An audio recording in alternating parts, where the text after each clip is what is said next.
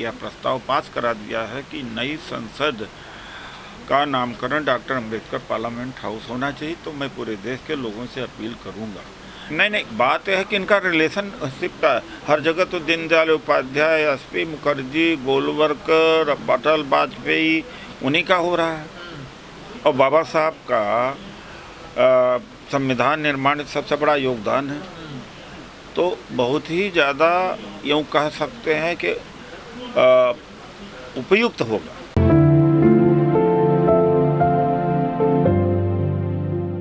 नई संसद करीब बन चुकी है, मोदी जी कभी भी उद्घाटन कर सकते हैं, और सुना यह भी जा रहा है कि कहीं दीनदयाल उपाध्याय या एसपी मुखर्जी का नाम न हो जाए, जिनका संविधान निर्माण से कोई लेना देना नहीं है, या कहा जा सकता है सामाजिक न्याय से लेना देना नहीं है। इसलिए हम लोगों ने कोरोना के चरम सीमा के समय 10 दिसंबर 2020 को एक प्रदर्शन किया था जंतर मंतर पर।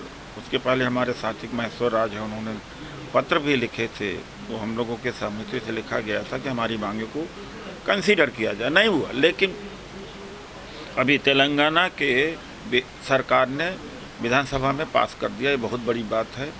यानी तेलंगाना के जो मुख्यमंत्री हैं चंद्रशेखर राव जी हैं, जिनको प्रभावित करने का काम सबसे ज़्यादा किया या मिलने जुलने का महेश्वर राज जी, गदर जी हैं, गदर जी बहुत क्रांतिकारी गीतकार हैं।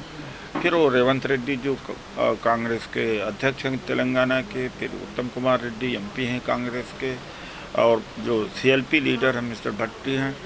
तो इन लोगों ने माहौल बनाया, और केसीआर जी को कहा, तो केसीआर जी का मैं धन्यवाद करना चाहता हूँ कि उन्होंने यह प्रस्ताव पास करा दिया है कि नई संसद का नामकरण डॉक्टर अम्बेडकर पार्लियामेंट हाउस होना चाहिए। तो मैं पूरे देश के लोगों से अपील करूंगा कि किसी एक व्यक्ति के नेतृत्व के वजह से यह न देखें कि बाबा साहब को ये सम्मान मिलते रह जाए। तो सब लोग अपने स्तर पर नई संसद नामकरण समिति का गठन करें। जैसे गुजरात में सिद्धार्थ परमार जी हैं, जीतन बाई जी से भी बात हुई थी, श्याम रजक जी से भी बातचीत हुई थी। सब जल्दी हम लोग बैठक करेंगे, और सरकार को अल्टीमेटम हमने दे दिया है आज कि 15 अक्टूबर तक अगर नहीं करते हैं तो हम बड़ी रैली करेंगे। तो मुझे समाज से सभी वर्गों से जो प्रगतिशील लोग हैं, चाहे जिस जाति बिरादरी के हों, दलित हैं, पिछड़े हैं, उपेक्षित हैं, महिलाएं हैं, इसमें सहयोग दें। आसानी से काम होने वाला नहीं है, नामकरण होने वाला नहीं। बड़े आंदोलन की तैयारी हो रही है क्या? हाँ, अगर 15 अक्टूबर तक हमारी बात को नहीं मानते प्रधानमंत्री जी या सरकार नहीं मानती, तो हम नवंबर में बड़ी रैली करेंगे और पूरा देशव्यापी आंदोलन होगा, देश देखेगा। तो क्या आपकी सरकार से कोई बातचीत हुई है? सरकार से बात क्यों नहीं हुई? हम तो 10 दिसंबर 2020 को ही उनको ज्ञापन दे चुके हैं। उसके पहले ज्ञापन दिया जा चुका है। हमने तो बात ही क्या, हमने तो प्रदर्शन के द्वारा अपनी बात को रख दिया। इससे बड़ी क्या बात हो सकती है? अब तो आंध्रा सरकार ने भी प्रस्ताव पास किया, अब हमारी बात मान ली जाए।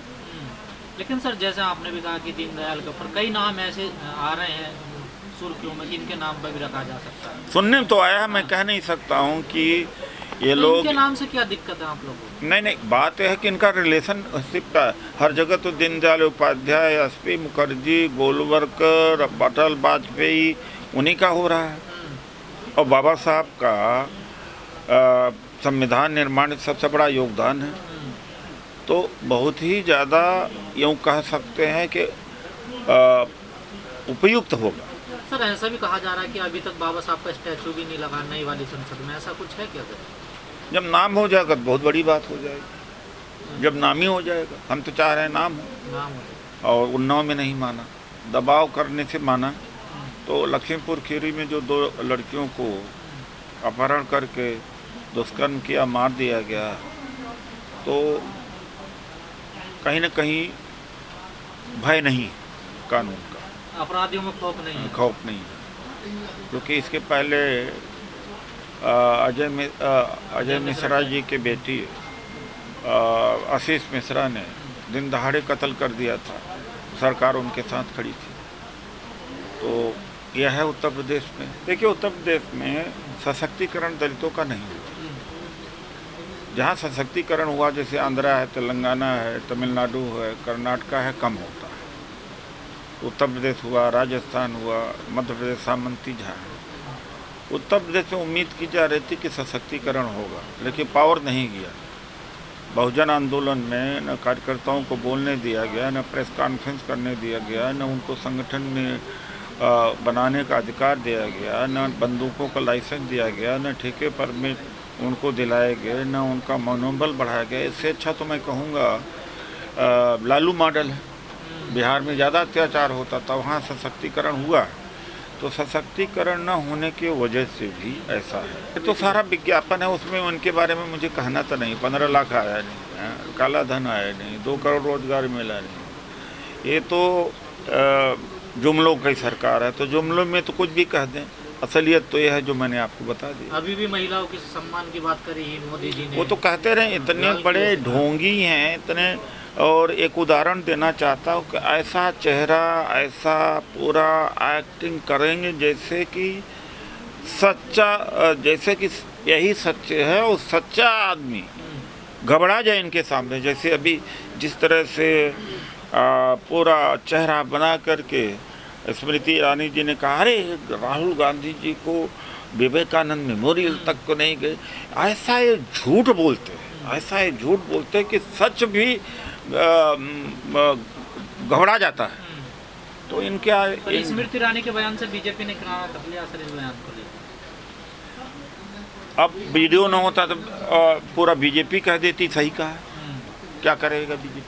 लेकिन सर, योगी जी नवरात्रों में पैर धोते हैं कन्याओं के, बड़ा सम्मान करते हैं। वोट लेने के लिए वोट लेने का वो क्या कहते हैं, नौटंकी है बस। और सर, भारत जोड़ो यात्रा, जो आखिरी सवाल मेरा, इससे क्या 2024 में उम्मीद जगेगी कांग्रेस की?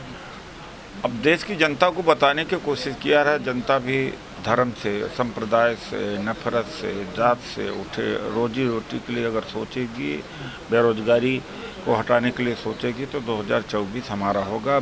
भारत जोड़ो यात्रा की मीटिंग इस समय शुरू हो गई, तो मुझे चलने की इजाज़त दीजिए।